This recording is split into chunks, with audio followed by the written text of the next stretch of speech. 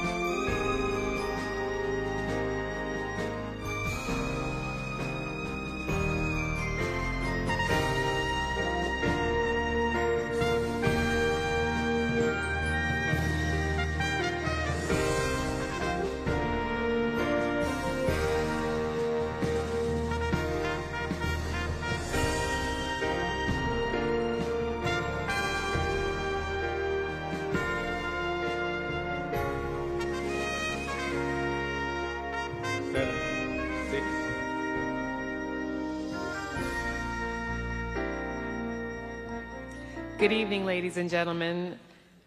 It's my honor to call to order our April 30th meeting of the Orange County Mid-Decennial Redistricting Advisory Committee. We will start with a roll call.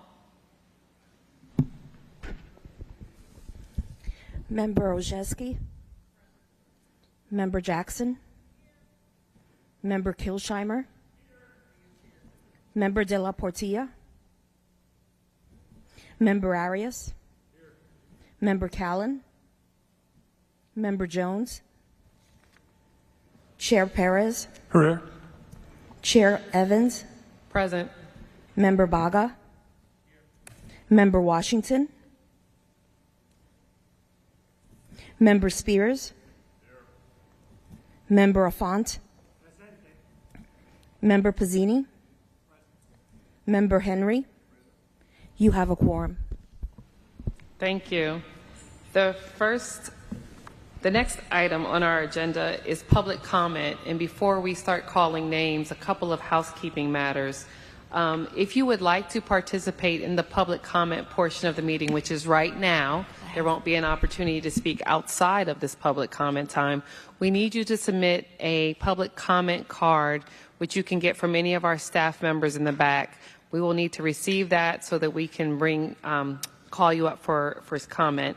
We also have 2 translators here who are available to assist with anyone who needs additional needs language assistance. And we have 2 electronic comments that I will read into the record, and then we will turn to our host who is so graciously here today. Our first electronic public comment that we want to read into the record has been received from Mayor Reese from the city of Winter Garden, requesting that West Orange municipalities remain within one commission district. Also, we have a letter from Mayor Johnson from the city of Ocoee, likewise requesting that the municipalities from West Orange County remain together. So both of those will be read and included in our comment. We are so happy to be here in District 4, and we are honored to have 3, I'm sorry, I do it every time. I do apologize. We are so honored to be here in District 3 and thankful to have Commissioner Uribe here to greet us. So before we get into our comments, would you like, Commissioner, please? Thank you so much.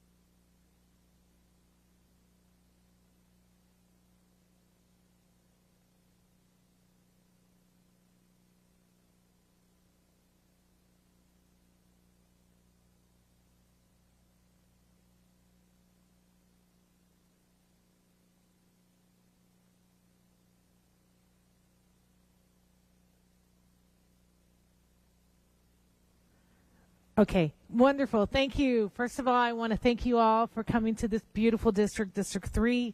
I also want to thank amazing residents all the way from Taft, Rio Pinar, Pepper Tree, Pine Castle, who have joined us today to learn, to have their voice be heard, and to participate in the process. Welcome to District 3, this beautiful district. And again, I want to thank you all. This has been a grueling effort and really a love of service that you have done for us. I've been proud to be at all the meetings except last week. Sadly, I was in Tallahassee, but you were in my thoughts.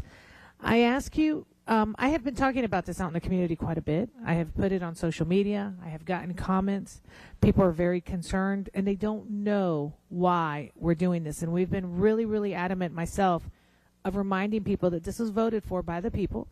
You are a group of citizens who have graciously given of your time and volunteered to do the best that you can with the information provided, which is the 2020 census.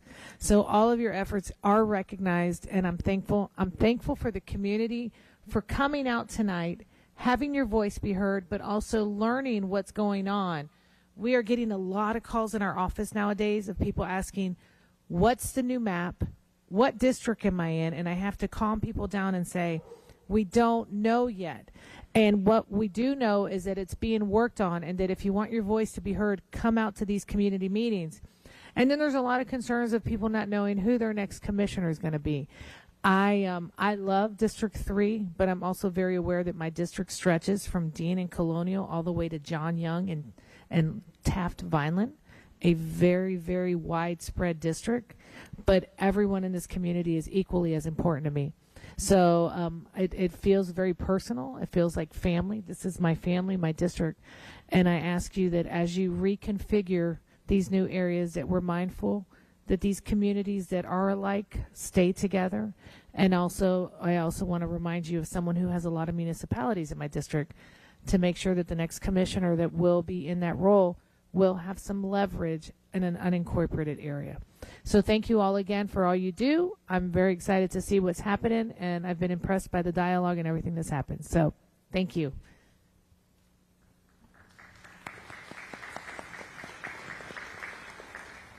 Thank you so very much, Commissioner Uribe. Did you want to say something? Okay.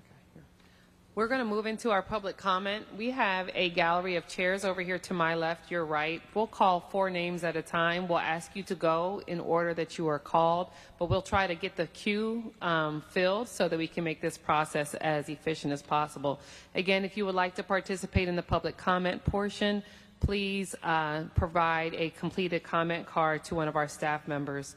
When you have the opportunity to speak, you will receive 3 minutes to speak, and we ask that you start by providing your name and your address. If you plan to give your time to someone else, please identify that person at the time your name is called. And if you know you are planning to speak on behalf of other people, let us know so that we can adjust your time appropriately.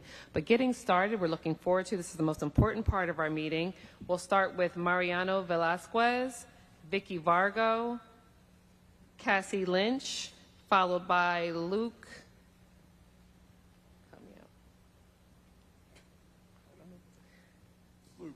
Luke on Seaglass Street.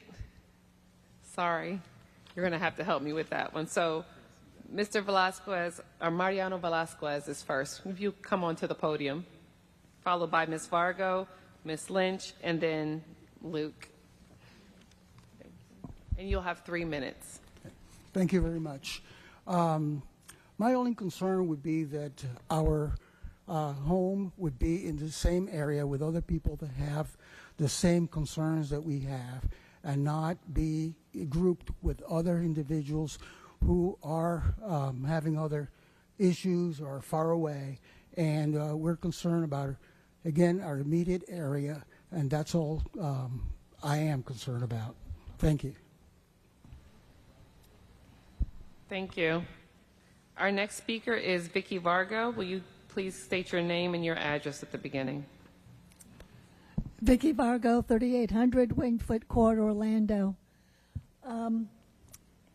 Couple things. I just, as it relates to Mr. Spears' maps, I guess now's the time to address it.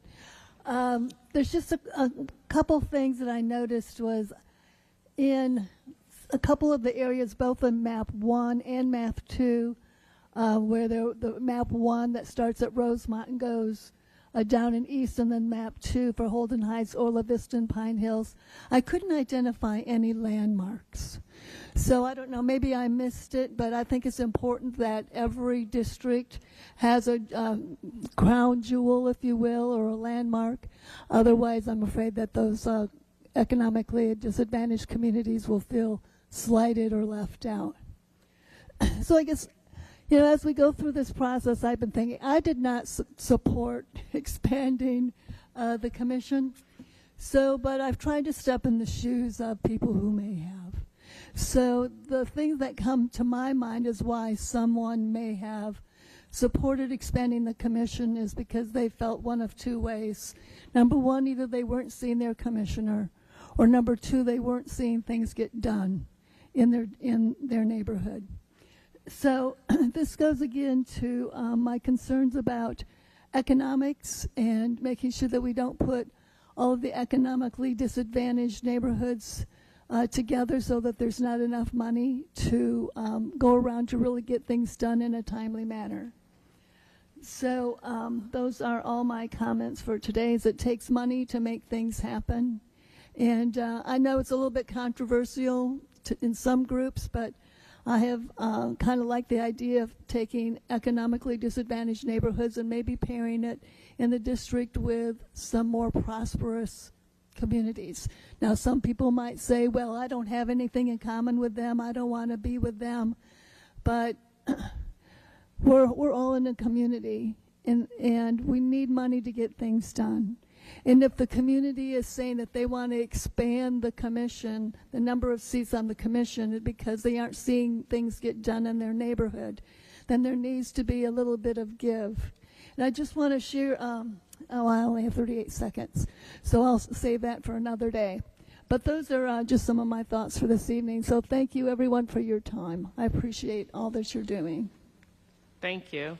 Our next speaker will be Cassie Lynch, followed by Luke, followed by Sandy Thuringer, and then James Hunter. So if you could find your spot in the queue. Ms. Lynch? I'm Cassie Lynch. I live at 2324 Woodhill Avenue, which is actually right up the street here. We're a small neighborhood, 4 families living on a dirt road, still participating in agriculture, which I feel is kind of hard to believe for most people that live around here. But, you know, my neighbors raise cattle, goats, we farm, blah, blah, blah. But the biggest concern I have is something that affects the greater area we're in, which is the Rio Pinar Canal. Now, some of you may have heard about this, some of you may not have, but it's an old canal that is having a lot of issues with flooding the neighborhoods along it. And the biggest thing I want to make sure is that when you guys redistrict, because I'm pretty sure where we're located, we're not going to be in District 3 anymore. Well, we may be, we may not be, but I want to make sure that all of the residents who live along the Rio Pinar Canal are all grouped together. So that would generally be the area between Lake Underhill Road, Econ Trail, and not Curry Ford Road, but rather the Azalea Park outfall to the south, and then Chickasaw. A lot of times people may stop at Curry Ford Road, but the canal travels down past that to the Azalea Park outfall / Little Econ River. So I really just want to make sure that these neighborhoods and these groups who have been suffering from these problems, and thankfully our great Commissioner Uribe, has been advocating for us, and we now have a study going on to try to fix some of these huge flooding issues we've been having in this neighborhood. And I mean, these are old neighborhoods. My family's been on the land we're at for 75 years. So I'm 3rd generation. And I just want to make sure that we're all together because we all suffer from this one problem. So again, I just want to make sure when you're redistricting, don't stop at Curry Ford Road if you include Rio Pinar. Go down to the Azalea Park outfall where it ends. So those neighborhoods, as well as the water plant, are all included. And that's basically it. Thank you. Thank you very much. Next we'll have Luke, and then we'll go with Sandy Thuringer, James Hunter, followed by James Leiter, and Elizabeth Thomas. Luke, what's your last name? Help me read it. Well, good evening. My name is Luke Karnikoff. Sorry, wrote that kind of fast. Okay. I am from Horizon West on the other side of the county. And as many of you may know, it is the fastest expanding heart of Orange County. I come here tonight to propose to you all the North-South West Orange County Plan, which came up rather recently. It is to divide Horizon West from Winter Garden and Windermere into its own, well, commission district. Our infrastructure needs it. Our local businesses need it.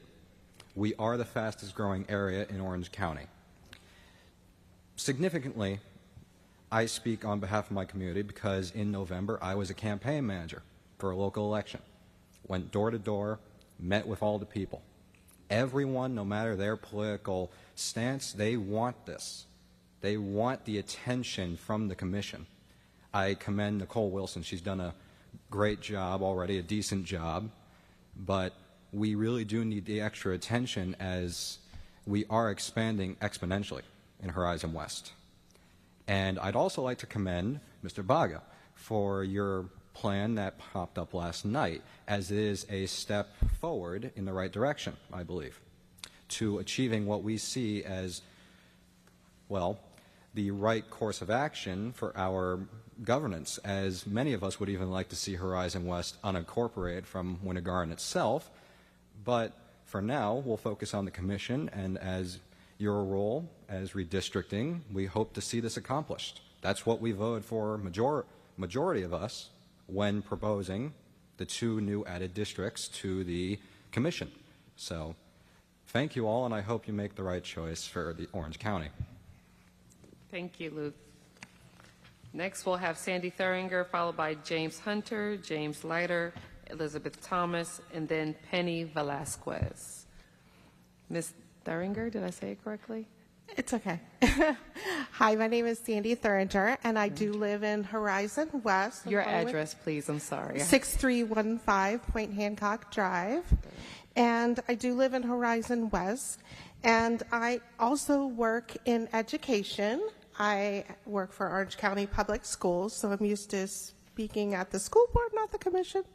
So excuse me if I'm a little anxious here. I want to thank each of you on this committee for this time and effort that you are putting into this process. It makes a great deal to those of us who live and work in the community.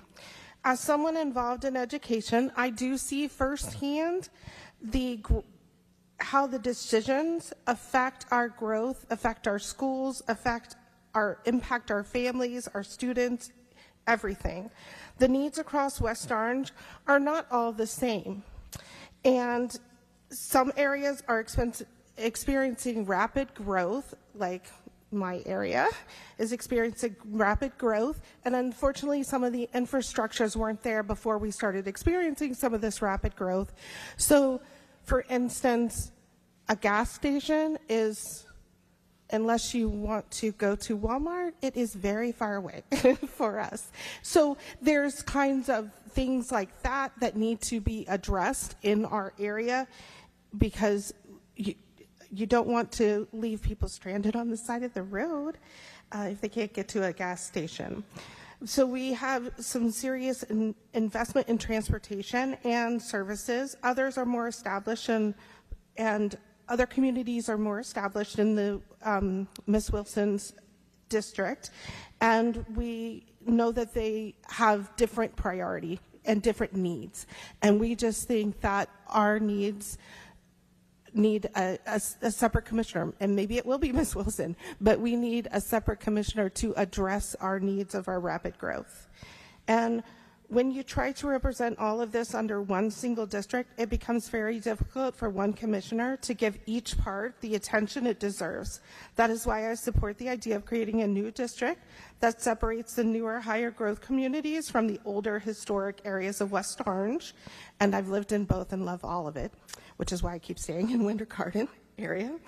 It is not just about numbers. It is about creating a structure that allows leadership to be effective.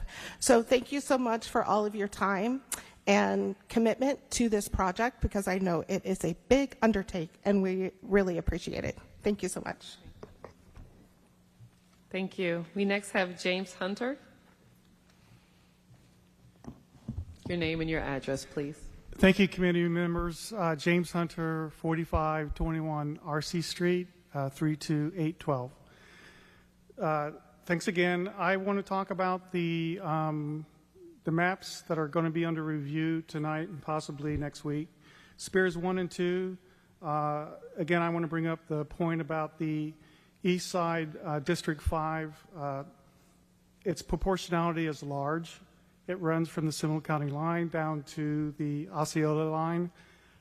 It needs to be in line with the other districts. I think that's very important. Also, these maps, Spears 1 and 2, only deal with one district that is competitively ranged 45% to 25 to 55%.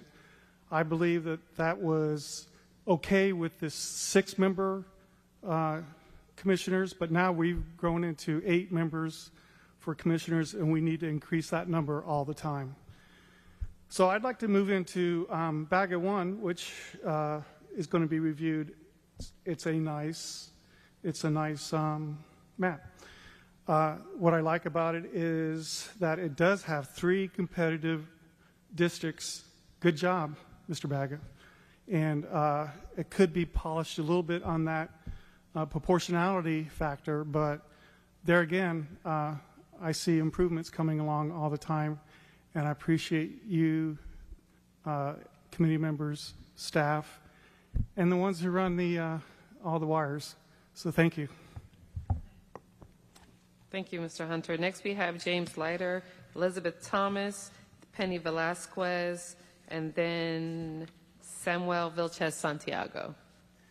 James Leiter, 1908 Everhard Drive. I'm in District 3 for many years. I was hoping, and with the rest of my community, if you could possibly keep the same size and shape of our district as close as possible as you can.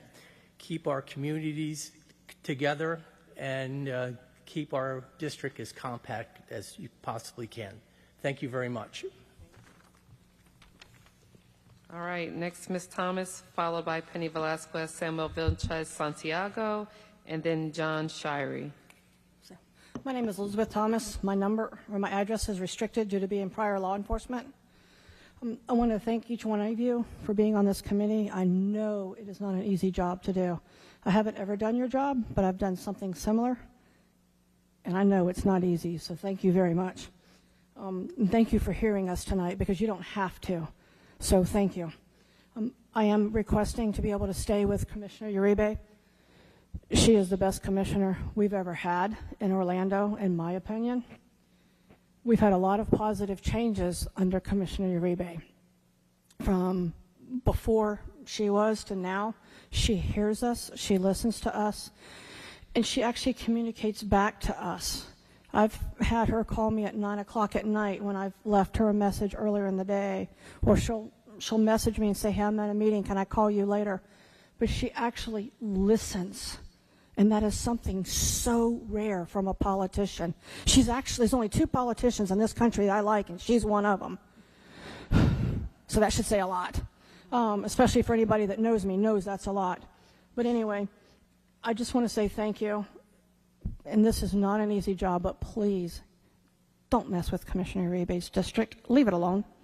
Thank you. Next, we have Ms. Velasquez. Hello, I'm Penny Velasquez. I live at 8622 Marjoram Drive, which is in Pepper Tree. It is across the street from Rio Pinar. And we've seen our ditch overflow. We've watched Rio Pinar flood.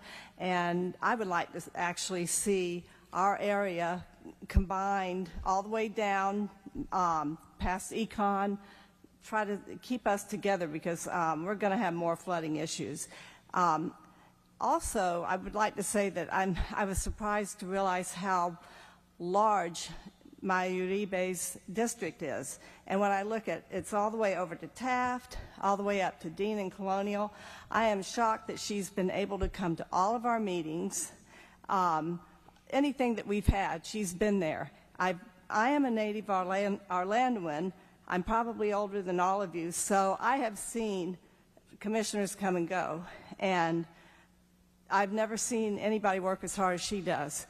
So I think she's unusual, and I think if we were to keep the district that large, that far apart, that we wouldn't get the attention that we need. I would like to see our district still be consolidated enough that somebody who's elected as our next commissioner will be able to address all of our concerns. But that's about all I have to say. Thank you. Thank you very much. Next, we have Samuel Vilches Santiago, followed by John Shirey. I'm sorry, I apologize if I'm saying it incorrectly. And then Del Maria Alicia. Good evening, y'all. My name is Samuel Vilches Santiago. I live down the road, 6063 Arbor Watch Loop, 32829. Welcome to the East Side. I wanted to talk briefly about two particular issues. The first one regarding bias. I've been playing around with the tool, with the software.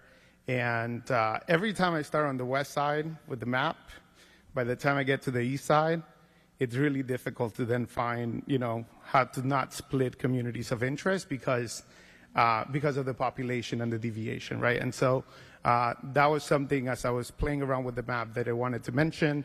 Not that any of you are doing it, but just in general, making sure that the east side is represented as well in the map, even though we know that there's a lot of different populations and municipalities on the west side, but making sure that it's equitable geographically. And the second point I wanted to make was related to FER maps.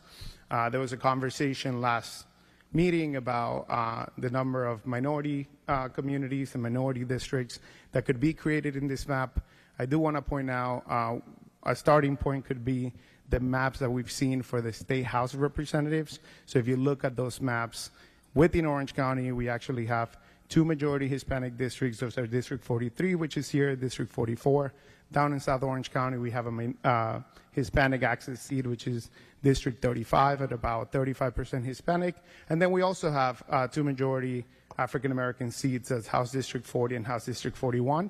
And so there were a lot of questions about how do you draw equal and equitable representation. I do think that's a starting point that should be taken into account, as there's enough population to have 2 majority black districts and then at least 2 majority Hispanic districts. And finally, when drawing the Hispanic district, something to think about is equity.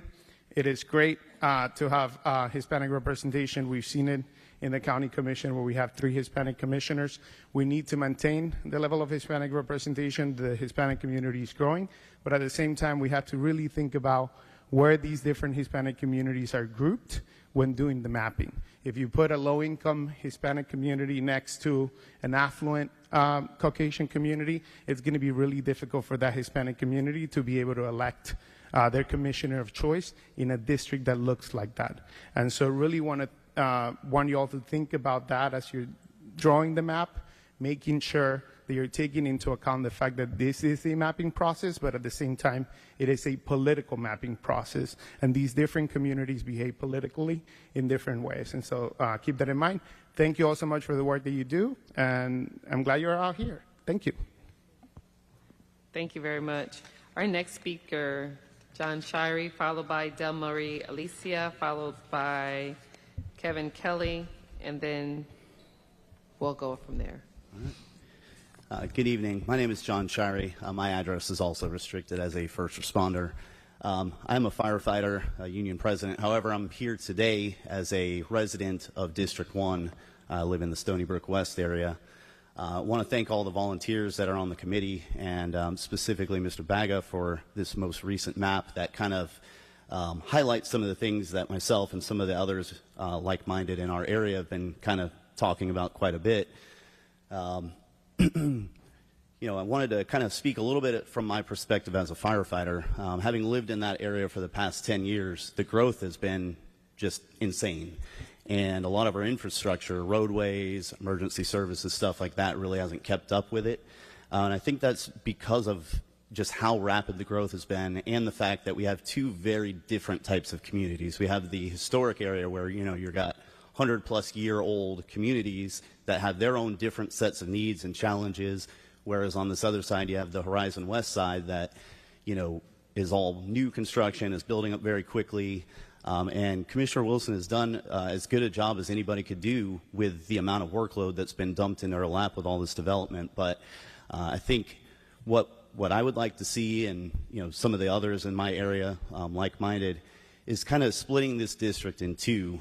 That way we can have a commissioner that is dedicated to that Horizon West area and focus on the specific challenges that are going on over there, and then leave the existing District 1 under Commissioner Wilson to deal with that more established side of the Winter Garden area.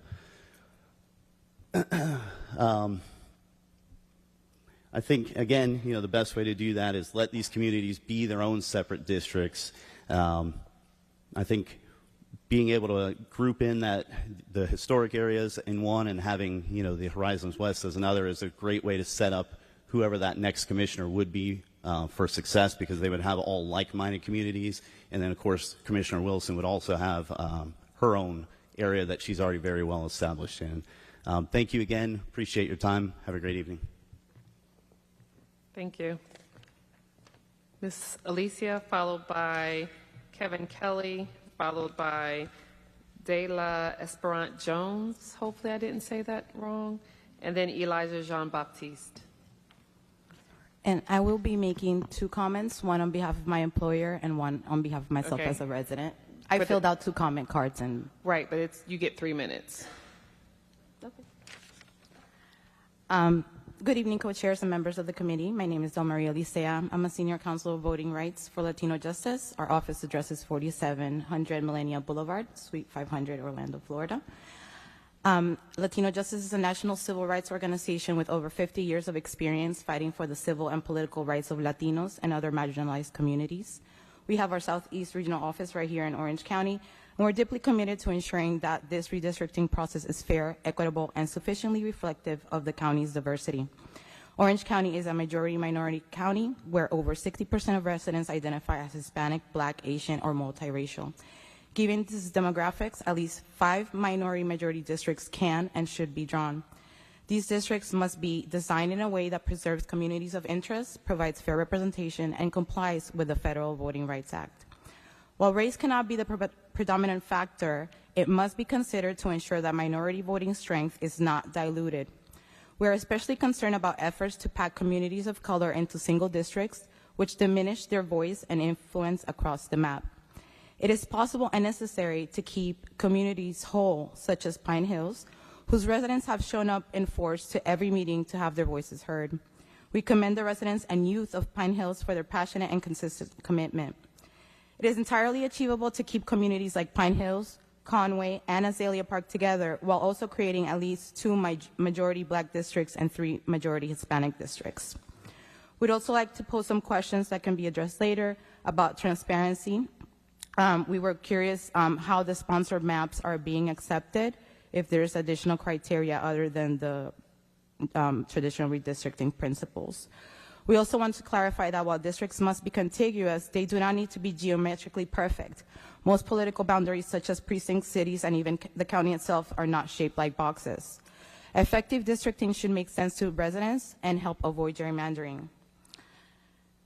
Inclusivity also means language and accessibility access. At the previous meeting, closed captionings has failed, making it difficult or impossible for participants relying on translated captions to fully participate. Although the county is correcting this, residents were already disfranchised. We appreciate the effort to offer interpretation, but we urge the county to go further and hold at least 1 redistricting meeting conducted entirely in Spanish, given the residential makeup of the communities and language needs. This would ensure a more meaningful participation for our Spanish-speaking neighbors. And because I have 30 seconds, I'll just move on to my ask. Preserve communities of interest and avoid splitting or packing them. Create at least 5 minority-majority districts that reflect the county's demographics. Prevent gerrymandering by following natural and community-recognized boundaries such as voting precincts. Consider race as required by the Voting Rights Act to protect against vote dilution. Clearly state the criteria used to sponsor maps, and ensure that the process is inclusive and accessible for non-English speaking communities and persons with disabilities. Thank you to the committee for your work. We know that this is a volunteer effort. We appreciate all that you do. Thank you. Thank you. Our next speaker is Kevin Kelly, followed by Dyla Esperant Jones, and then Elijah Jean-Baptiste and Bernice Jean-Baptiste. Hello, Kevin Kelly, 4315 Indian Deer Road, Horizon West. I wanted to bring up, I'm having some frustration dealing with some of the plan reports because they don't include information about the minority population political cohesiveness. It talks a lot about race, but it doesn't talk about that part. And the maps themselves, when you create them, actually can give you that information. They include things like the actual precincts, but the product, when we get the report on the website, doesn't include that information. So it makes it hard to do a complete job, a complete analysis. So I'm asking if that's a possibility or if there's a way to reference back to the route maps. Because after all, whether the minority population is politically cohesive is in Section 2 of the Voting Rights Act. So we want to make sure that we're following that. Just a few comments on maps. I'm excited to see the Spears 2 map tonight. You had some good help there. That's great. And the Baga map also next week. That's great. They're moving in the right direction in terms of, you hear a lot from the Horizon West folks about north-south and splitting that. I think that it's a challenge for how that all connects and then flowing into Pine Hills. And it's loud and clear as far as where I sit that the folks in Pine Hills would like to stay in one district. I hear that loud and clear, and I get it, I understand it, and I support it. So I'm pleased to see the maps are evolving. I know that there's probably going to be at least another half dozen that come up, but I'm happy to see the evolution that's happening, and again to make the western part of the county more accessible. Driving out here tonight, I was trying to compare the differences. And Commissioner Uribe has proven that you can cover a big area, but that doesn't make it easy and that doesn't make it right, okay? And that, we want to enable the next group of commissioners to not have to do that much coverage. Thank you and have a great night. All right, what's the right way to say it? I'm going to make it work for you. Thank you. My name is Delia Espute Jones, and I live at 9133 Shatterbrook Trail, Orlando, Florida.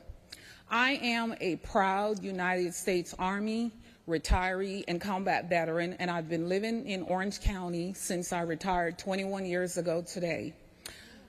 I am a champion and the voice for veterans in the community, but I also have a major concern for our homeless citizens and our homeless veterans. I would like to know, how will this rezoning affect homelessness for the better? How will it be so that we can continue to champion for homelessness to get them off the street? I volunteer on top of my full-time job at least 20 hours per week to ensure our citizens are off the streets. So that is very important to me and others in the community. I also would like to thank Commissioner Uribe and all who work on her staff for everything they do for this district. I am a proud citizen of District 3. Thank you. Thank you very much. We next have Elijah Jean-Baptiste, followed by Bernice Jean-Baptiste and Dr. Latanya Nichols. Good afternoon. My name is Elijah Jean-Baptiste. I live at 4949 Silver Star Road, and I live in Pine Hills. I just want to thank the Board of Commissioners for listening to our request to be into one district, because with all the maps I've seen, we are in one district. However, as I have seen, and is known to it has come to my attention that we need to expand so we can have more. As a smaller economic, as an economically disadvantaged area, we need other communities to like help us bring us up. So I want to reflect on the maps that are up. The first one is Commissioner Spears, and for those two, I would say the space to expand for Pine Hills is one of the main things, but I do believe what our main complaint of keeping us together has been heard, and I do appreciate that. I want to thank that. And I do understand the map by Commissioner Baga is still being reviewed. However, my attention is that it does go into Ocoee, has more business there, which would be good for our community. However, when I was looking at the map, it was part of Ocoee High School was not in Ocoee, and I was a little confused because if we want to be one community, but if we're going into other communities, breaking them apart, then that wouldn't be right. So that was one of the main concerns I had for the map by Commissioner Baga, but I do think it is attacking a lot of our needs and also giving us space to expand. And those are my main comments. Thank you. Thank you very much. Next, we have Ms. Bernice Jean-Baptiste. Good evening, Redistricting Board. My name is Bernice Jean-Baptiste, and I'm a senior at Evans High School. My address is 4949 Silver Star Road, and today I come on behalf of FLU, Future Leaders United, which was run by Miss Sandra Fatimi Hall. Unfortunately, she wasn't able to make it today, and also Pine Hills Community Center. So, the first point I want to mention is that Pine Hills is surrounded by municipalities. But when I went to the previous meetings, it seems that many of these areas do not want to be implemented with Pine Hills. And we're often met with a bit of negativity because of the notion that comes with Pine Hills.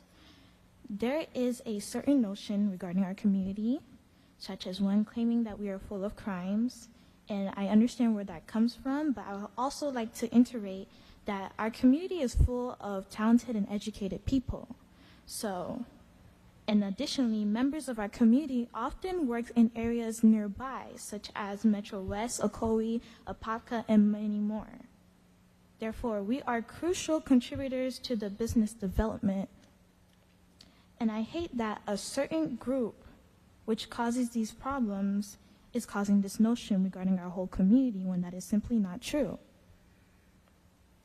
So, as a community that is in the process of growing and developing, we need more room and support to grow.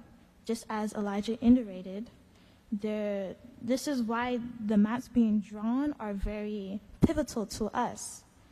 Again, I think this would be very impactful to the economic growth of our district if we were to be more integrated to communities, such as in Mr. Braga's maps, which I appreciate that, again, he hit many of the points that we mentioned before, how we wanted to stay as one community, and I very appreciate that. And again, as Elijah stated, that a concern is that we come here saying that we want to stay as a community, but we don't want to split others. So again, you know, where the map is being drawn, where Ocoee High School is not really in the borderline is a concern for me because I have friends and families that stay in Ocoee. So I don't want to disrupt that in any way. And that is all the points I have to mention. Thank you. Thank you very much. We next have Dr. Latanya Nichols, followed by, I believe, Nelson Betancourt, and then Charles Hassel, and then Trini Quiros. Dr. Nichols.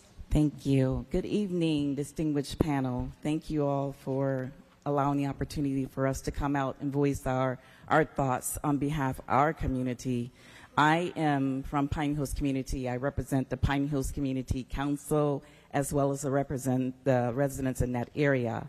And so you heard the two students before talking about Pine Hills, and they eloquently state what we're looking for and what the residents are looking for in the area. So I wanted to just share tonight, perception is not reality. Again, I said that at our last meeting. There is, as the student just stated, there's this notion. So Pine Hills has had a few incidents over the years. Pine Hills is an older community that was developed back in 1953.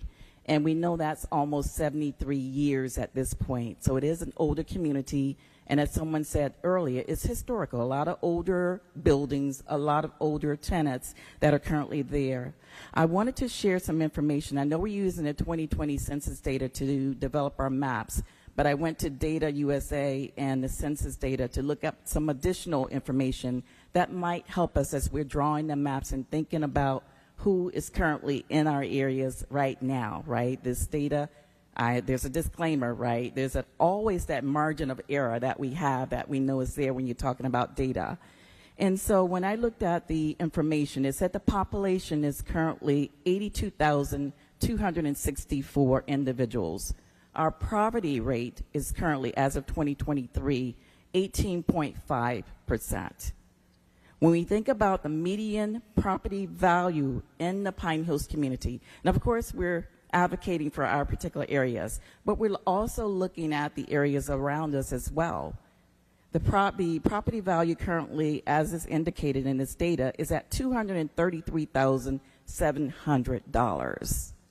And I know this because I'm looking at data that's coming through Zelle and all these other locations, Zillow, that's related to property value. So we know that that's about what it is. The median household income is at $55,692 as of this data for 2023. We also noted here that the employment rate is at a 1.93%, and that's a one-year growth increase from 2022. And so when we think about Pine Hills, and I know that this is this perception about lower income, economic crisis, whatever it might look like for individuals, that is not the case. Perception is not reality, right? When we think about who is currently living in that area. And I wanted to state here that the goal of redistricting is to rebalance the population between the commission districts so that no commissioner is representing substantially more individual citizens than other commissions. Looking at the maps that are currently being presented, there's some disparities. Thank you. Thank you very much. Our next speaker is Nelson Betancourt, followed by Charles Hassel, followed by Trini Quiros, followed by Jim Callahan. Good evening. My name is Nelson Betancourt, 5350 East Scaly Street, Orlando, Florida, 32812. I actually sat in about 85% of all the meetings of the CRC this past year, and I want to commend some of the commissioners that were part of that commission. They were deeply courageous, visionary, and very caring. That's why we're getting 2 extra districts, because it was time. This topic has actually been studied by 2 past CRC commissions, and they never passed it. But this commission did this past year. I congratulate you, and I think it was about time. And since this is all about representation, let me just say that as long as you keep this contiguous, and especially you consider the preserving the natural contour of the land as you make these maps, I'm perfectly okay with what you come up with. But I do hope that the next CRC will look at public funding of campaigns to augment this important and necessary step. Because if we're really talking about representation, we need to look at whether people do have a fair shot at electing the people that they really want to elect under the current situation where we have such a disproportionate amount of money going into our not only local elections but national elections. So with that in mind, I'd like to finish up with this quote. There's only one person who knows more than anybody, and that's everybody. Thank you very much. Thank you very much. Our next speaker is Charles Hassel, followed by Trini Quiros. Good evening. Charles Hassel, 16943 Wingspread Loop, Horizon West. I've been in Horizon West for 4 years. I love it. Love Orlando. Love Orange County. You guys are presenting 2 new maps today, the Spirits 1 and 2. I asked last time to keep Horizon West together. Those maps do, so I am happy with those maps. I think they are good. Horizon West is growing, but in honest truth, we have 6 villages. 5 villages are finished building. We have 1 village left. We have 60,000 people.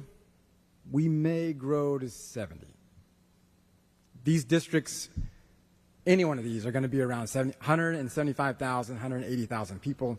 We are not big enough to be our own district. We don't want to be our own district. We're happy in District 1. Parts of Horizon West make up Winter Garden. Parts of Horizon West make up Windermere. So you guys got a hard job.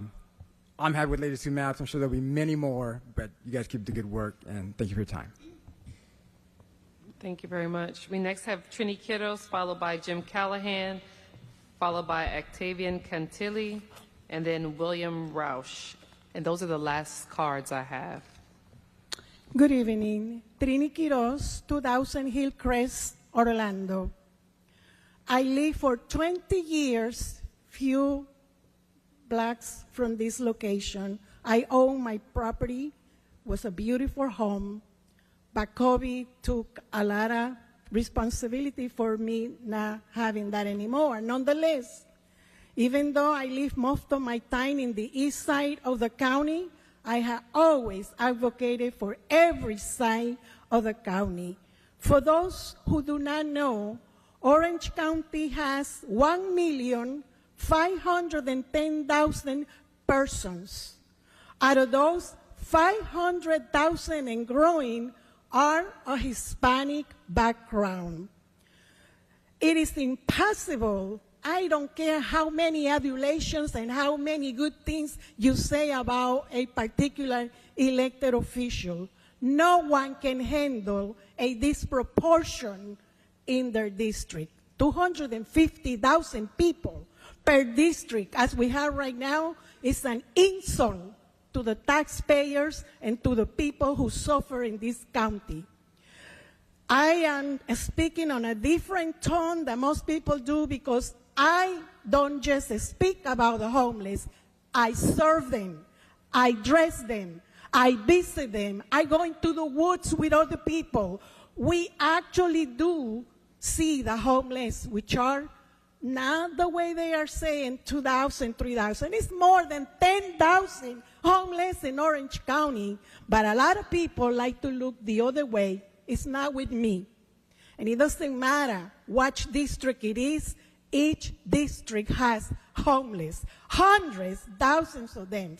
So for those who do not want the districts to be expanded, what planet do you live in?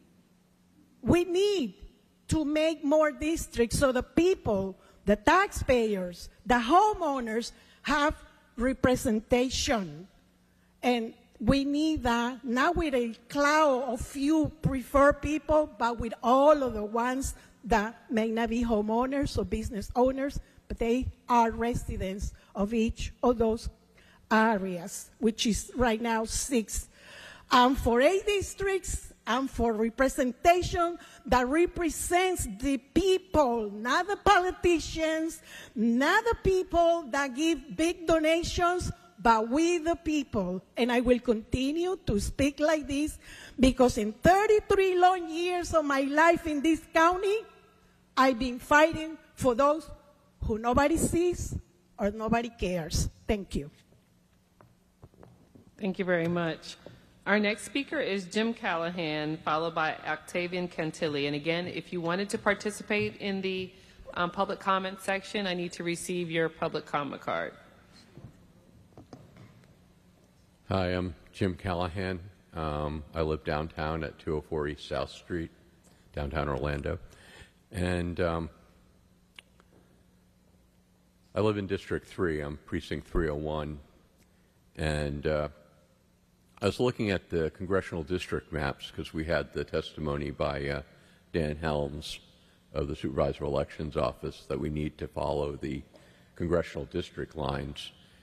And so I'm in Maxwell Frost's district, but my commissioner, Myra Uribe, is in Darren Soto's district, and the dividing line is Michigan. Michigan Street is the dividing line between the two congressional districts. So I would ask that the precincts north of Michigan, including mine, be included in a new downtown district that could be numbered 7 or 8, and the districts south of Michigan, where Commissioner Uribe continue down to the Osceola County line and include Meadowwoods, where we had an earlier meeting, and then move eastward. She already goes to Taft. Losing some part of her district, she may have to go a little bit further, across the airport. And include those precincts that are part of Congressman Soto's district, Congressional District 9. In terms of Pine Hills, there's the Pine Hill census designated place, but we need more population. And I suggested, similar to my county chair, we didn't coordinate this, but we used the legislative district map. But when I looked at District 40, the one that's coming up for special election being vacated by LaVon Bracey Davis, I noticed that it included Rosemont. But Rosemont is not a census designated place. It's actually a City of Orlando neighborhood. It was originally part of Pine Hills, but some parts of Pine Hills decided to be annexed into Orlando, and then there were the folks who did not want to be annexed into Orlando, and they're in unincorporated Orange County. And so I think the concept of the Pine Hills District is one of all the unincorporated areas. So I think that, for example, south of Popka would be a better fit than a Rosemont. Rosemont could be added to District 6, because it's right adjacent to County Commission District 6. In terms of the downtown precincts, I'd like to keep Winter Park and Maitland separate. You have Winter Park, Maitland, and UCF in a district, and so downtown could curve between Boone High School and Edgewater High School. Thank you. Thank you. Our next speaker is Octavian Cantilli, followed by William Roush. And then if you have any additional speaker requests, I need that card, because these are the last two. Okay. Hi, I'm going to keep this short. Hi, my name is Octavian Cantilli from 443 Page Street, Orlando, Florida, 32806. I'd like to thank you for putting on this public forum. Supporting community civic dialogue is crucial for a functioning government, and I'm happy to see it being implemented here. I live in Soto, which was recently involved in a 4-month fight with the city of Orlando. During that disdain, no city commissioner held any public forums or attended any of the community's initiatives. But you know who did show up? Commissioner Uribe. And so with that, I ask that you leave her district as intact as you can. We like her. She represents us very well, and she puts in the hard work. So that's it. Thank you. Our next speaker is William Roush, followed by Jessica Portela Lopez. William ceded me his time so that I could speak. Okay, you'll get 1 minute. Okay, sure. Thank you. Yeah. So is he here? I'm sorry? Is he here? Okay, thanks. Yes, thank you. My name is Del Maria Lisa again. I live at 2904 Tampico Drive, and this comment is on my behalf, not my employer. I'm a resident of District 3, and I'm here to comment on keeping Conway together. Conway is one of the oldest communities in Orange County, founded in the 1850s when early settlers began farming near Conway. In the 1960s, Conway saw a major residential boom as developers built homes, and many of those homes still stand today. We share challenges such as infrastructure, particularly when it comes to flooding concerns from the Conway chain of lakes. Conway is more than just a neighborhood. It's a community defined by shared experiences, long-standing relationships, and genuine sense of connection. Our kids attend the same schools, Conway Elementary, Conway Middle, They play in the same teams, South Orlando Soccer, Conway Little League. We have our Conway Community Facebook page and Conway Freebies, where neighbors offer support, post about local events, and look out for one another. I have 4 seconds. I know it's a very dense area and it's easy to cut, but it's possible to keep it together and still be proportional. Thank you. Thank you, and we do appreciate your commitment to participating in the public comment. Our last speaker is Jessica Portela Lopez.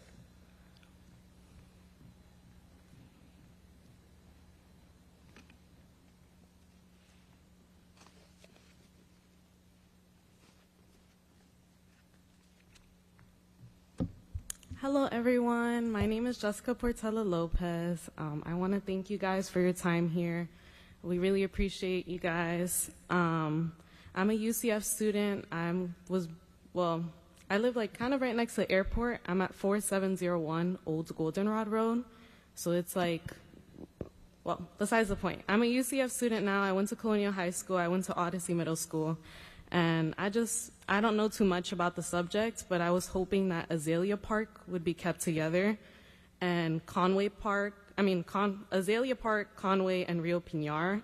I think these neighborhoods, like the previous speaker said, we share the same struggles of drainage. We have terrible flooding kind of in the area, and that's something that we all have to deal with. There's a significant Hispanic population in the area. And these people all kind of goes to the same high school. So we all go most of us go to Colonial High School, so I think it would be a good idea to put us together. And then this is a little off topic, but I would kind of like to see that Eatonville wouldn't be paired with like Lockhart or Apopka, just because Eatonville is like a historically black neighborhood, and it would be kind of nice if they would be put, I don't necessarily know with what, but you know, and I think seeing Horizon West kind of split up didn't make too much sense either. And it would be nice, like, to the right side of kind of keeping the rural properties together, since they will face the same issues of, like, having a bunch of development, like, kind of affect them at the same time, and having just one commissioner to represent them would be cool. But at the same time, I saw one of the last previous maps where it was, like, having District 5 be, like, and I don't think that makes too much sense. Yeah, well, thank you guys so much for your time again, and have a good night. Thank you very much. Those are all the speakers we have received a public comment card for. Is there anyone in the audience that would like to participate in the public comment portion of this meeting and has not? All right, well, we will now move forward with closing our public comment section of the meeting, but I want to thank you all for your participation in it. This is why we are coming to the districts, to hear directly from the residents, so we do appreciate your input. Our next item on the agenda is review and approval of the minutes. Those minutes were provided by staff, so at this time it would be appropriate to receive a motion to approve, or if someone has an amendment to those minutes, it would be appropriate. It's for the April 23rd minutes. I hear a motion from Member Pizzini, and is that a second from Member Kilsheimer? Any discussion on the minutes?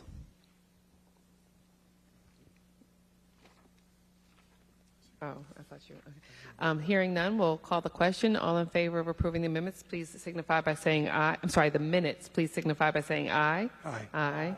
Are there any opposed? All right, the minutes are approved. Moving on to our next agenda item, we have the administrative matters and review of schedule. Staff? Thank you very much. So first of all, I just want to call to your attention that you do have copies of the maps and the reports with you for your record.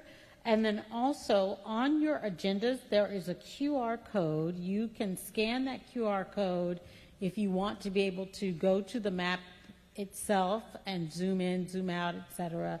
You should be able to do that on a mobile device. So I want to make that clear. In terms of your schedule, your next meeting will be next week, the Wednesday, May 7th, and it is at the Board of County Commissioners chambers. at 201 South Roslyn Avenue. And I'm going to turn it over to our county attorney to speak as well. Good evening. As a procedural matter, I have two things. One, I just wanted to make sure that the clerk noted that member De La Portilla arrived. Okay, thank you.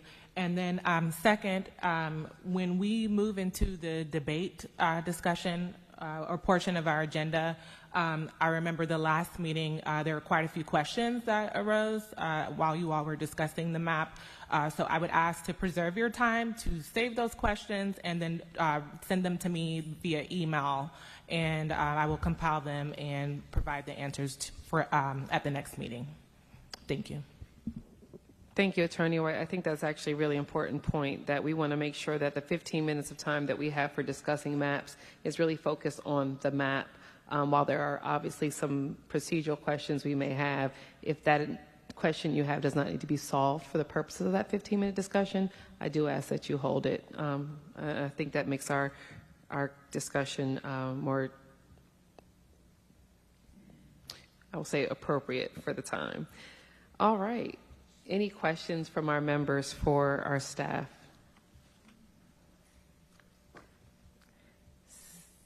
Seeing no one in the queue, we will move on to the presentation of maps. We'll start with our informational agenda.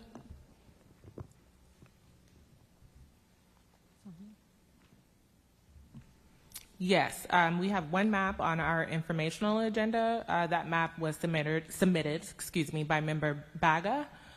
It is currently under review, and but it is public and available on the website along with the the plan report. And we will be discussing that map at our next meeting.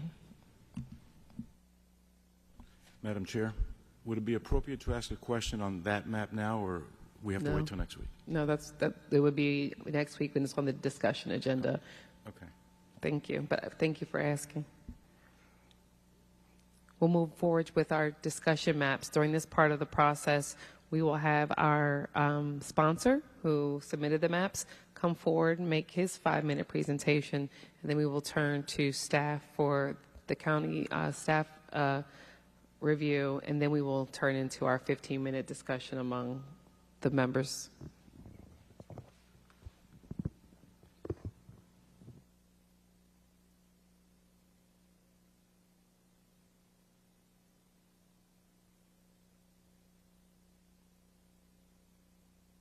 I cannot. I can see the screen right here. Pardon? It's fine. I'm fine up here. Okay. So I guess you could start the clock. Do I have to introduce myself? Name and address? Okay. All right. And I just wanted to make clear that the first map is the Spears 1 is a map that I created, so I'm going to present that map. The second map, Spears 2, is a map that I'm sponsoring that was created by the League of Women Voters.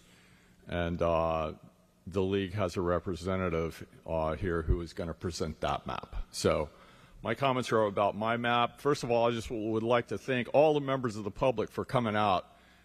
We've been charged with certain criteria to create and judge the maps by, but the input of the public really focuses our attention on which items are important to the public. And if you could bring up the next slide, please. Thank you. So these are the traditional redistricting principles. Compactness is one of them. That one was extremely important to me because the opposite of compactness is gerrymandering. I think that keeping the districts compact is going to automatically keep us away from gerrymandering, or at least it's going to push us away from gerrymandering. So, and yet we didn't hear about compactness from very many members of the public. The members of the public were very concerned about keeping their communities together, both the municipalities and the other communities of interest. And if you could take us to the next slide, thank you.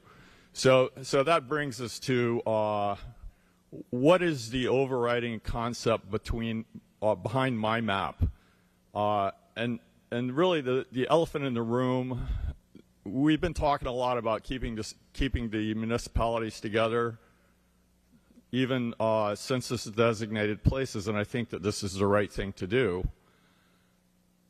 But there is one community that's way bigger than any other community in Orange County, and I'm talking, of course, about the city of Orlando.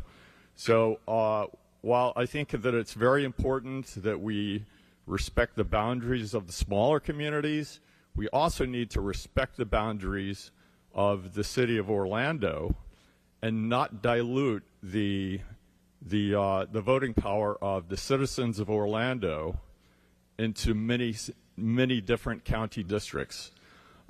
So to address that, I started my map, which was created from scratch by looking at the city of Orlando and figuring out how we could divide the city into relatively even districts.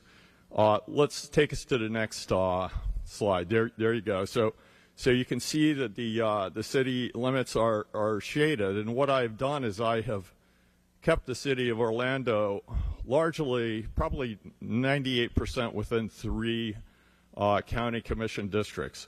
And this is specifically because the city of Orlando does represent a community of interest. It is the most urban part of the county. There are urban issues which people in the more suburban or rural parts of the county don't share. And therefore, I think that it's very essential that we not dilute this community, the city of Orlando. Okay, and so that was the reason why I started this map this way. So I divided up the city of Orlando into three districts, and then the rest of the county I carved up. So if you take the city of Orlando goes all the way down to Osceola County. If you could bring up the next map. Could this be better? Yes, it absolutely could. But what I did was I tried to stick to the precinct lines, and I believe that I 100% stuck to the precinct lines. I don't think there was one precinct that got split. And however, if we could split some of the precincts, I think that we would get a better fit with some of the communities, particularly with the Sand Lake Road area,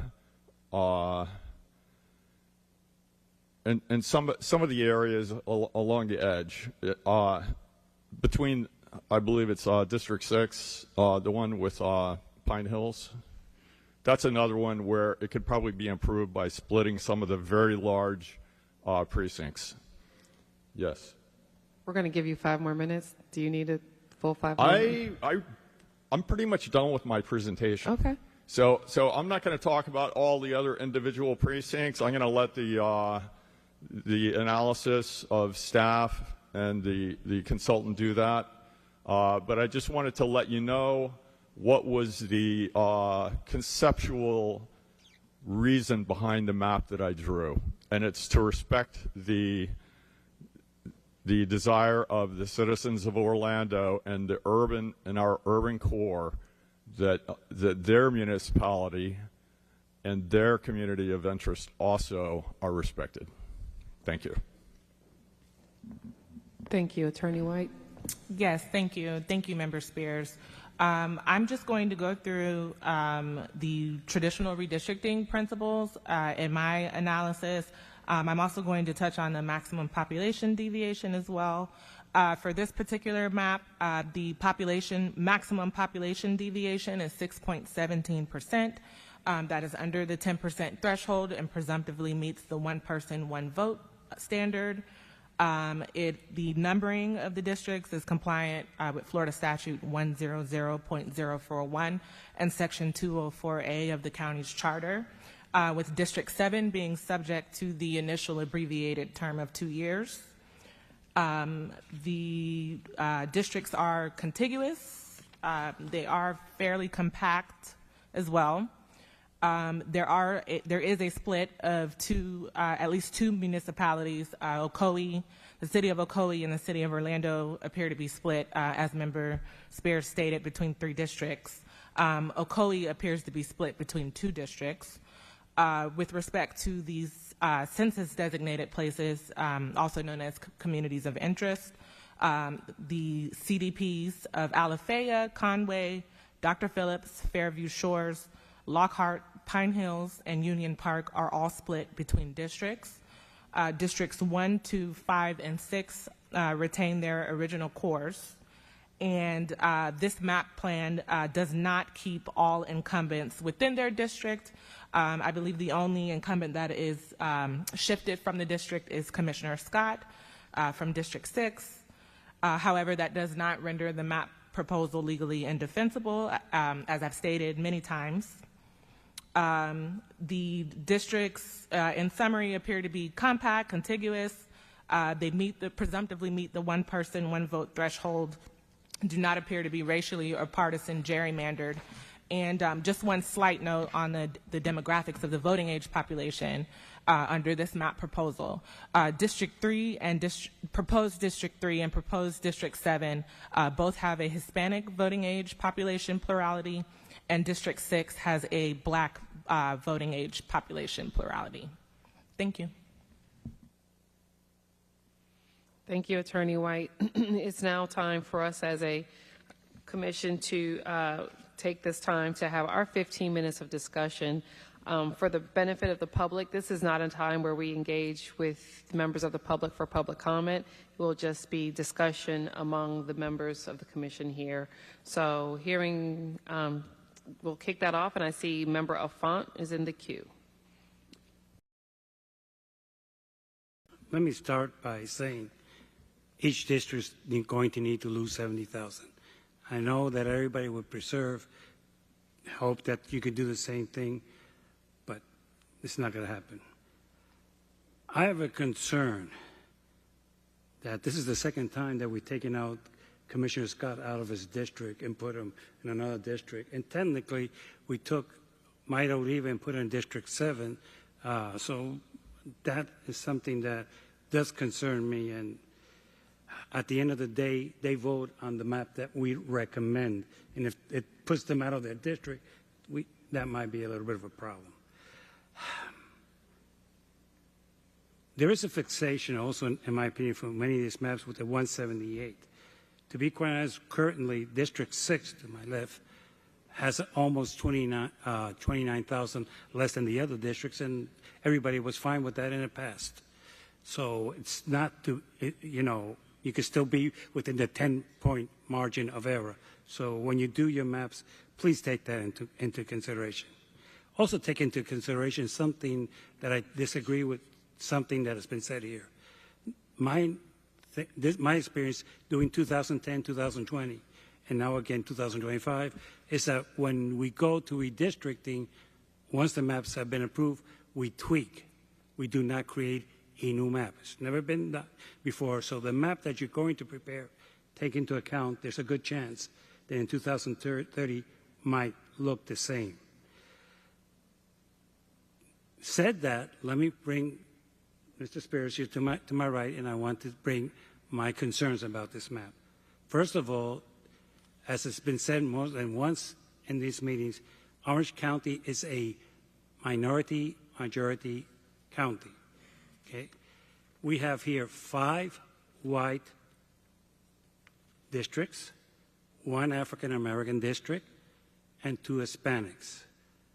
Even though between the Hispanic community and the African-American community, we're close to 60%. And if you add the others, we're close to 70%. This is, in my estimation, not a fair distribution. Yes, I got to hear some people telling me, well, that shouldn't be a consideration. Yes, it should, as far as I'm concerned. Compactness, we try to use it, and as somebody who will be publishing this map tomorrow, I tried that, but my concern is keeping communities together and maintaining community of interest. I'm going to say this, and I've said it before, and I'll say it again. Pine Hills has come here. The youth of Pine Hills has given me a lesson. Tell me, please put us together. So let me start by saying, in my map, Pine Hills is 90,000 people. And I started my map putting the first district that I put together, making sure that Pine Hills is in a separate and one of the new districts. So somebody could be elected there, help them out, get out of where they are, because the division has never really helped Pine Hills. But also we have split up Conway, which is here in District 3. We are splitting up in Lockhart, Union Park, Dr. Phillips, Fairview. Alafaya I'm not going to count because Alafaya is a fiction of the federal government. It goes from Seminole County all the way down to Osceola County, and it has 107 people. It's kind of difficult to maintain it together. Member Alfont? Yes. I just want to be mindful that other people may want to speak, and we only have 15 minutes. Okay. With that, I want to clarify why I cannot vote for your map tonight. Gordon, thank you. Thank you. Who's next? Member Olszewski. Thank you, Madam Chairman. I just have one general comment before I talk about the map for our fellow committee members here. From going on last week, and I think even talking this week, when we label the map as and the individual districts with a number, I think that's causing some consternation. And I think it would be wise for us not to worry about labeling the geographical districts by a number now until we kind of figure out what we're going to do more toward the end of our discussion. So maybe we just label them with letters A through H to see if we can't facilitate a discussion so we don't get caught up in how we label and whose district is what and what's the past and future and current districts on numbers. Just an idea. We can, just something to think about as committee members moving forward. Getting to Mr. Spears' map, I just want to, thank, Member Arias, Member Spears, and Member Baga as being the first ones to submit a map. I mean, that takes a lot of courage moving forward. But I just wanted to speak on this. Very early in my political career, I was given the advice on anything that, you vote on. Your first litmus test is you vote your conscience, then you vote your district, and then you vote your party third. And when I look at this map, I look at those first 2 points of my conscience and then also the district. I represented, both the Dr. Phillips and the city of Ocoee. And just, based on that, on the way this looks on this map, I don't think splitting those up would be, making sure that we have a continuous, community interest there. And so I'm just letting the committee know I'll be voting no for that reason, is that, I think it's very important that we do keep the municipalities together. And I think that, having the Dr. Phillips community where I grew up, I'll be, in full disclosure there, to be, removed from, the communities of interest there will be, be a little difficult. And I think there's a better solution. But I do want to congratulate my fellow committee member, Mr. Spears, who, without question, threw a long first down pass, and we are approaching the red zone, getting close to the goal line. So great work on that. But I just wanted to share my comments. Thank you, Madam Chair. Thank you. Member Kelsheimer. Oh, that was me. Member De La Portilla. You have my, I have your thing and you have mine. Member De La Portilla. Okay. Thank you. Regarding the comments that Member Olszewski made about the numbering, there's a memo that Attorney White sent out early on specifically about the numbering, right? Because there are elections, there are staggered elections, and if we change the numbers, it could have an impact on elections of current incumbents that may not be impacted by redistricting. So I think Attorney White addressed that in her memo, but I think the numbers it's critical that we keep them the same, as close to what they are today. Regarding the map, Mr. Spears, the city of Ocoee prior to 2021 had been split north and south. The south part of Ocoee was developed later. It was annexed. So after the original maps, so for 30 plus years, South Ocoee was in District 1 and north part of Ocoee was in District 2. Redistricting 2021, the map that Member Kilsheimer presented had Ocoee all consolidated into District 2. So I would ask that the City of Ocoee, I'm a resident of the City of Ocoee and I represent District 2, that the City of Ocoee remain intact in one district, and whether it's District 1 or District 2, there's some history in those two districts. So those are my comments, Madam Chair. Thank you. Okay, is that Member Kilsheimer next? No, I'm sorry. I was turning off the light. Okay. Well, now I have you in the queue, but I don't know if that's somebody else or he got reassigned. Anyone else? Oh. Okay. Well, at this point, it would be appropriate, if there's no further discussion, for a motion on this map, Gordon Spears, map 1. I move to deny or not reject Spears map 1. There's a motion. We have a motion by Member De La Portilla and a second by Member Pizzini. Any further discussion? Hearing none, clerk will ask you to do a roll call. Member Olszewski, Member Jackson, Member Kilsheimer, Member De La Portilla, Member Arias, Member Callan is absent, Member Jones is absent, Chair Perez, Chair Evans. Aye. Member Baga, Member Washington, Member Spears, Member Afont, Member Pizzini, Aye. Member Henry. Motion passes.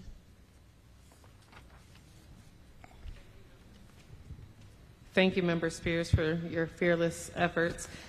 We will move on to the second map of our discussion agenda, which is Spears map number 2. It appears that we have the Honorable Mr. Staccardo presenting, and you'll have 5 minutes. If we need to give you a little bit of extra time, we'll do that, but let's try and keep it where we... I try to keep it tight. Thank you. But thank you. My name is Eugene Staccardo, 331 Roswell Avenue, and I'm representing the League of Women Voters tonight. I am the map drawer under the direction of our President and Government Committee. The League of Women Voters uses impact and issues. This is I think we're on the first one. Can't see it. On the first slide, second slide, what we do is we have a list of items, and we go from the top to the bottom, as you see. So it has to be enforceable in court, going all the way down to competitiveness, and we don't really worry too much about incumbency, as the law says. Second slide, this is the map that I drew. It's the second map approved by the Orange County League President and Government Committee. My approach was to take all the base board map that was supplied, include all the GIS layers, current district, municipalities, JPAs, road settlements, to name a few of the GIS layers that the Orange County has on their website. Thank you. I started from drawing from the existing districts in this case, but acknowledging that we have 70,000 less people in each community. The map ended up with this district makeup of 1, 2, 5, and 7 as white, but I will point out 2 and 5 are actually majority-minority districts when you look at the data in detail. Hispanic districts are 3, 4, and 8. Black is 6. The driving design of this was the history of the districts, learning initially how and why they were created back in the 80s. And what I tried to do was try to keep the communities together as I learned from the communities. My first map actually approved by the league was done weeks ago. I seeked inputs, and many people in this room and who have been around have seen that map. And once the roadshow came along, I started listening to the community. I talked to the citizens and and the commissioners here, looking for feedback. So this is the new map. Quick summary of the map. D1, they name a few areas of why it's drawn like this. Horizons West, Gotha, and Shingle Creek were priorities to in this area. Shingle Creek is a large basin to the southeast section that's kind of odd looking in this map. Is shared between D1 and D8. The reason why this is drawn this way was to ensure the residents have a wide area to be better represented due to the frequent flooding and the development pressures of the remaining natural catchment basin. Actually, there's a meeting going on right down the street on this issue right now.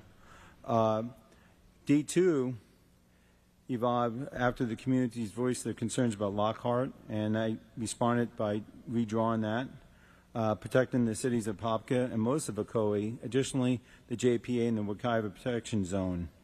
Next, I concentrate on D6, which is was shaped by the people of Pine Hills coming out and speaking, so that's why that was drawn as one large district, which actually drove the designs of D3 and D7 because of that physical layout of D6. So D3 is kind of odd right now because Dr. Phillips on the west side by 1 is included because if I include it on the east side of it, although they look large, population density is much higher on that in Dr. Phillips than it is over by in that area, which is closer to Curtis Stanton in that area. So it gets kind of messy. D4 is actually close to its original borders, except for Avalon, which is now D5.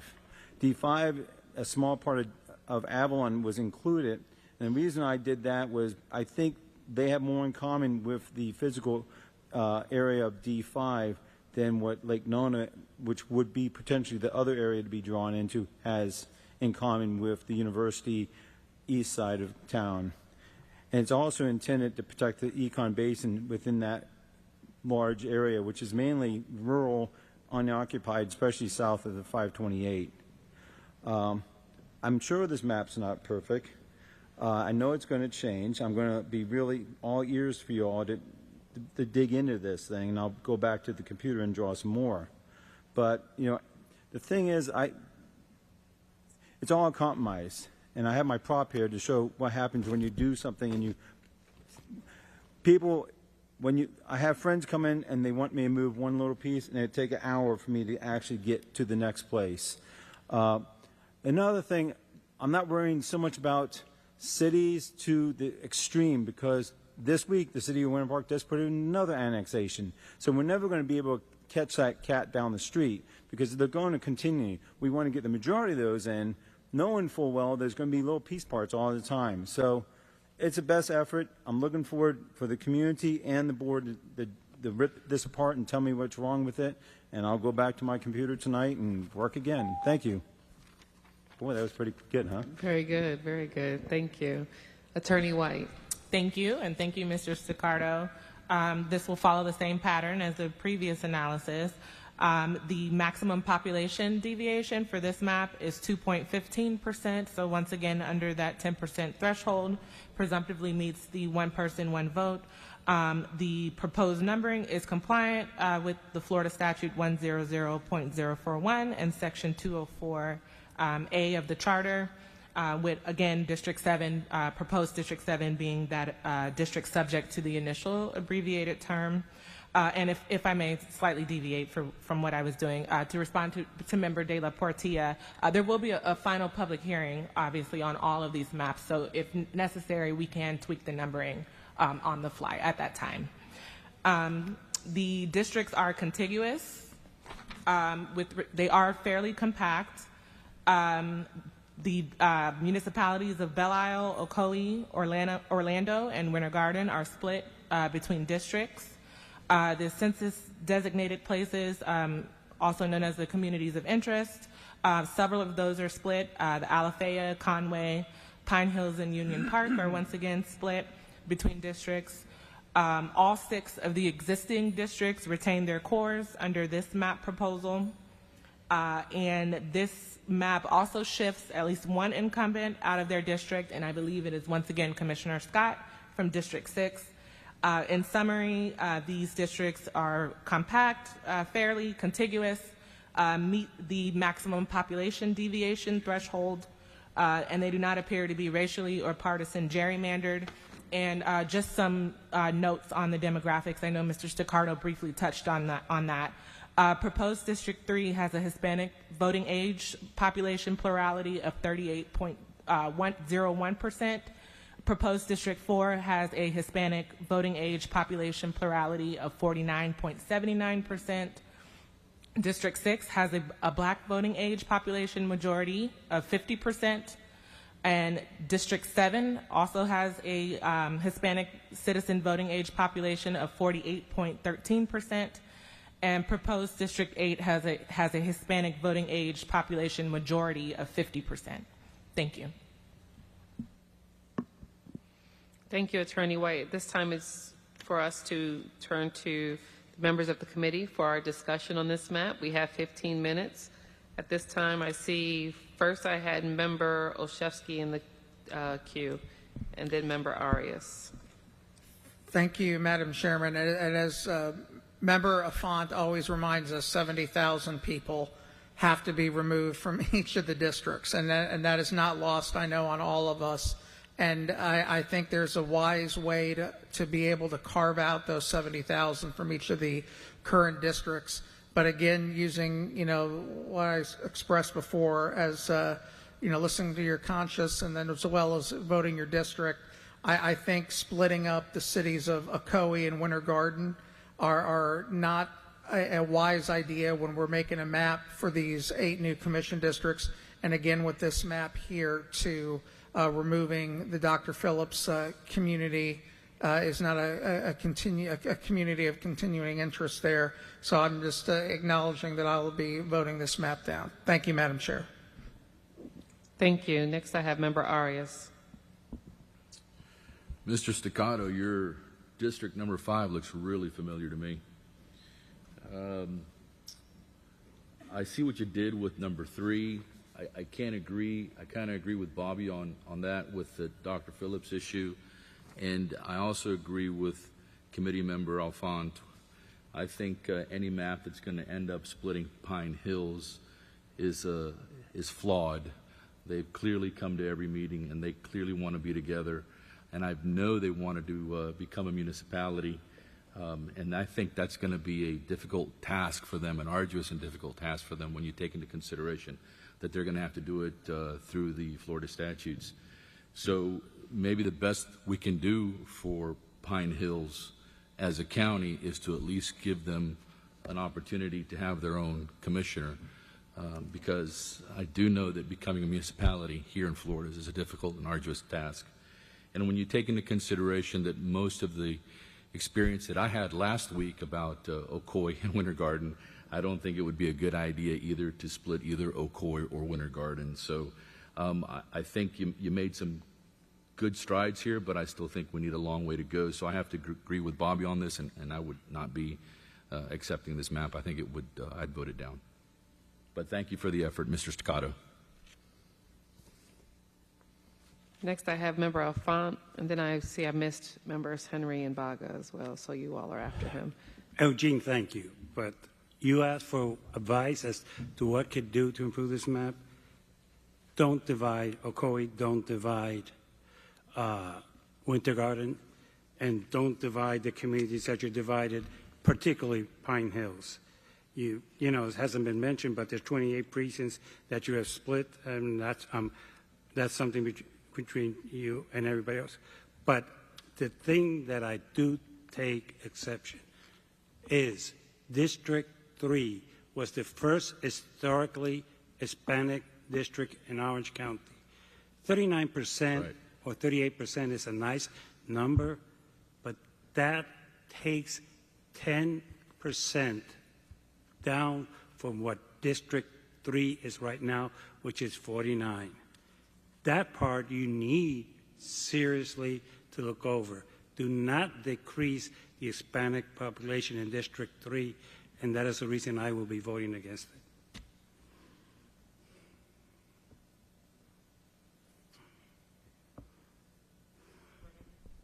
Member Henry.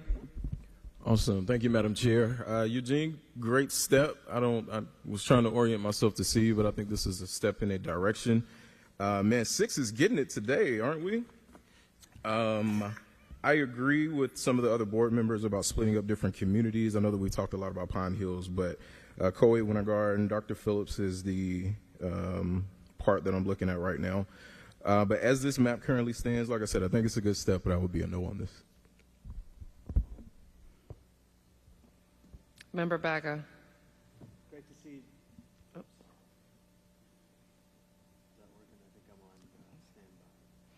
I think someone's got Jimmy, can you turn your mic there off? You go. Perfect. Thank you so much. Gene, great to see you. Thanks so much for this. And I think there's a lot here. I'm not going to cover the other critiques that have been already brought up.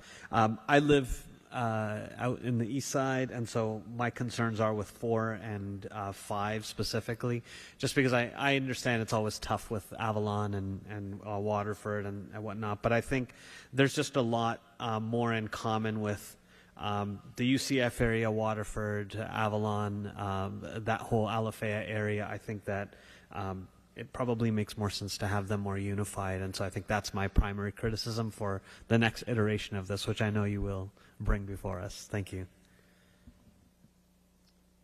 Thank you. I don't have anyone else in the queue. Is there any? Member Arias. There's something else I want to bring up for all of us. When you take a look, I think, at the legal analysis and you see the precincts, here we have 28 precincts that are split. I think I recall the Supervisor of Elections asking us to try to keep that to a minimum.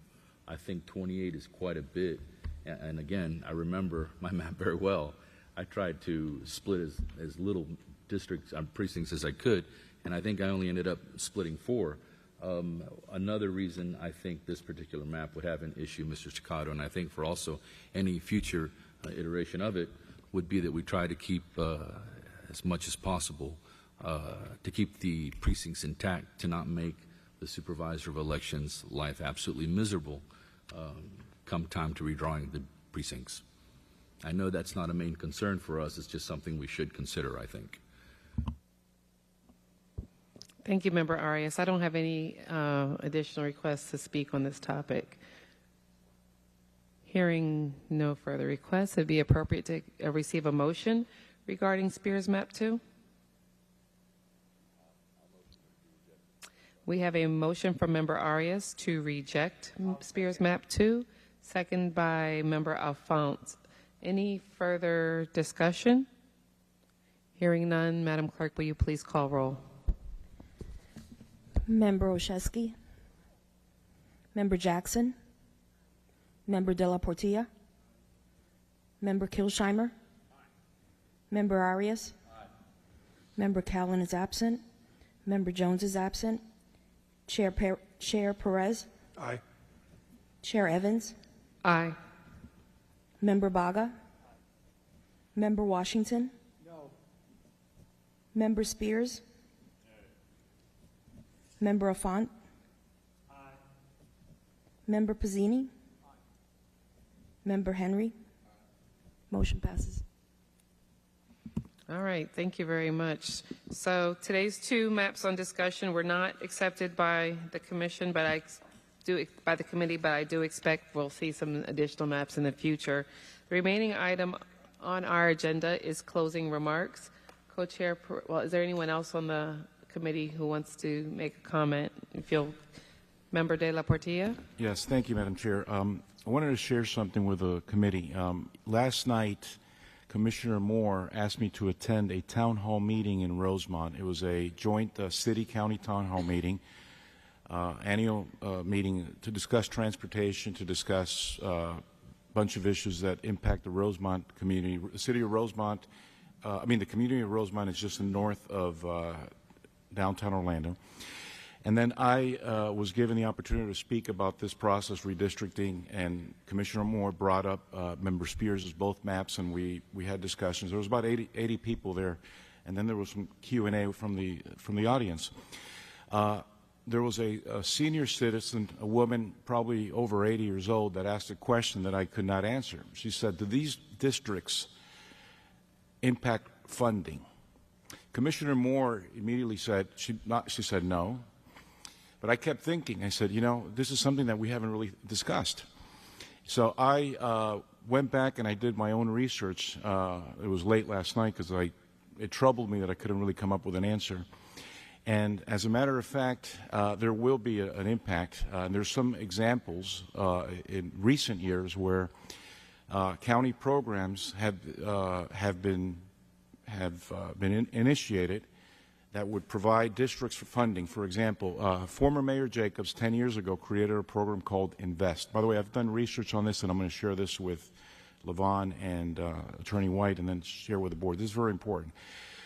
Mayor Jacobs announced a program called Invest in 2015, and the county announced a $300 million program to build fire stations, parks, roads, and all that. And each commission district was assigned approximately $5 million. It was $30 million per district, 6 districts, $5 million per district. That program continued beyond her term. Her term expired in 2018, and I know that program continued. So technically, there's an economic impact. Redistricting, if you create more districts, you sort of dilute any potential funding. Fast forward to 2020 and 2022, Mayor Jacobs proposed a transportation tax that went to the voters. It did not pass. However, there was a funding allocation that was sent to the municipalities, whereas the county would keep 45% of the funding. This is a sales tax, countywide sales tax that would generate approximately $600 million a year in tax revenue, transportation tax revenue. 45% of that would stay within the county. 45% will be split within the municipalities by a population base. And then 10% will be devoted to mass transit, rail, Sunrail, and all that. So again, there's another example that there's an economic benefit. There's an economic allocation. So I would challenge our committee. I would challenge the community. And I would ask Member Scraben, and I can participate in this one-on-one without tying up too much of your time, is to provide us with the percentage of unincorporated areas versus incorporated areas, because it's going to be a huge difference. I'm looking more at we hear about traditional redistricting principles and all that. I'm looking at economic equity. I'm looking at the Commission of the Future. And by the way, I was on the Charter Review Commission, and our committee looked at this. We had 16 community meetings, and we made the proposal to the full Charter Commission to expand the county. I'm looking at economic equity. I'm looking at a county that the funds are allocated evenly between the unincorporated areas. Because as we know, if you live in the city of Winter Garden and the city of Maitland, those cities are responsible for the infrastructure projects. And that is where our community really needs to should focus on, is to ensure that there's the dollars that come in are allocated proportionally among the unincorporated areas. So I think it's vitally important for our committee to have that data as we analyze these districts. Obviously, we can't gerrymander this whole county, but we have to take into account, and this is a comment that Commissioner Moore raised about 4 weeks ago in Apopka about unincorporated areas versus incorporated. And also, I think Commissioner Uribe echoed that a week later. I think it's extremely important information, Madam Chair, and I'm willing to work separately with Mr. Scraben, who's got outstanding data, by the way. I've worked with him before, and I'm also going to share the information on Invest with staff so they can share with the board. Thank you, Madam Chair. Thank you, Member De La Portilla. Member Arias. Correct me if I'm wrong, though. I think it goes a little bit further than that. If you take it further than just the funding, wouldn't we also be talking about potentially long-term the amount of money that each district has to offer towards a potential candidate for county mayor or commissioner? So when we talk about splitting up the districts, we're also talking about the future of Orange County politics and what district has the money bases and what districts don't have the money bases. So, I mean, you may be looking at incorporated and unincorporated areas, but if you take the economics of it a little step further, then you also have to be looking at if each district has a wealthy district or a not so wealthy district that particular commissioner may have a better position economically, funding, to launch a further or a little bit more of a political campaign to become mayor or something else. So clearly, I think redistricting considers, you have to consider the money. That's why part of the reason I actually drew the map that I did was I figured that Disney World would be a lot of money. I figured Universal Studios would be a lot of money.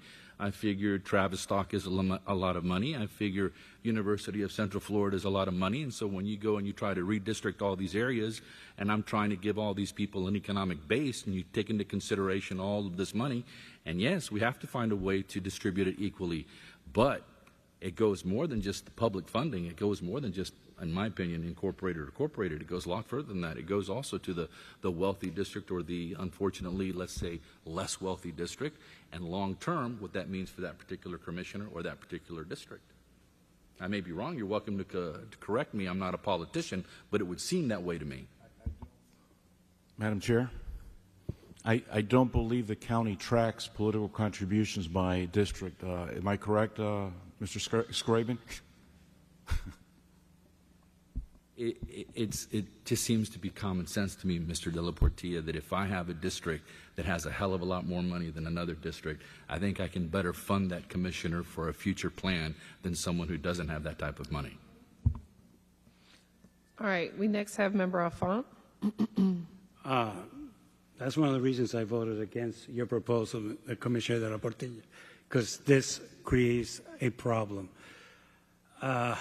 Now we have to make 8 districts. The economic part, and maybe I don't know the county as well as others, but I understand they take the money in and then they split it up, or try to split it up equally. It's not because your district is in Disney, you get the money from Disney, and the rest of the county doesn't. So that's one thing. But the reality right now, that is my guiding light, is basically maintain the communities together and doing something that needs to be done. And you brought something up, so I'm going to answer you the best way I can. The reason I believe that Pine Hills has always had a problem is because 35,000 on one side, 35,000 on the other. Both commissioners have 250. They're not that important. But when you create a district that the 90,000 of Pine Hills is in that district, that commissioner is going to have to listen to those people, is going to have to work with that community. So you're right. There is an economic agenda here. But part of it has been because some of our communities have been split and they have been divided. So in my opinion, one of the things we should be looking at is how can we help these communities to get better. And one of the reasons I'm such a hard advocate for Pine Hills, I don't even live there. I live in University Boulevard, for the full disclosure. But I've seen how the division of it has affected it. Because at the end of the day, if you put Pine Hills in a district, which it is 90,000 out of 178, that commissioner is going to have to listen to those people. That commissioner is going to have to work with those people, and that commissioner is going to have to find the money that they need. So I agree with you 100%, but I just want to show you where I'm coming from. Thank you. Thank you. Co-Chair Perez. So we have a tough job. We do, and we have a lot of factors to deal with, and our guiding principles are the law and our redistricting parameters. Every meeting thus far, we've had, well, maybe we should look at this and add it to the process. Maybe we should look at that and add it to the process. I mean, if we want to know how many municipalities and how many unincorporated, we can have that as a sideline on the software, I suppose. But just because the software can continue to cut data doesn't mean we need to continue to add layers of challenges to our process. Our core process is simply the rules that Attorney White has given us, what the county commission has said, and what the state statutes say. Now, in our own drawings, in our own fairness, in our own what we think we want to do, we can take anything into consideration. But at the end of the day, I want to caution us to continue to add layers that aren't relevant to our legal responsibilities and parameters because I think we're just going to make our really, really hard job even harder. So I don't have an objection to us providing information, but not on map overlays or things of that nature, because I think it just begs the question and creates many more issues than we need to deal with. It's not what we're required to do. It's not what the law calls for. And frankly, what the law calls for is hard enough right now. Before we close, I see Attorney White wants to chime in.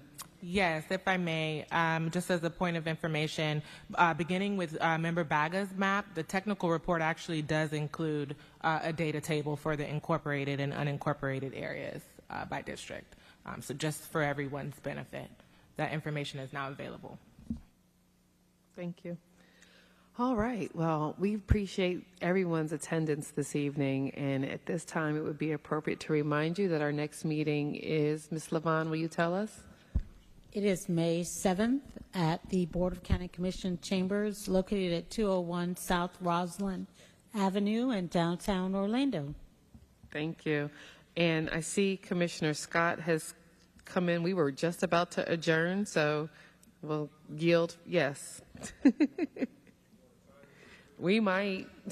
We only seriously. have 58 minutes left in our meeting time, Commissioner. Okay. Well, esteemed commissioners, redistricting commissioners, I appreciate you all, as always, for your work and your time. I was watching the meeting on the way over here, and so I'm going to try to briefly respond to your comments as it relates to Pine Hills and the budget process, but I want to echo what I said at the last meeting.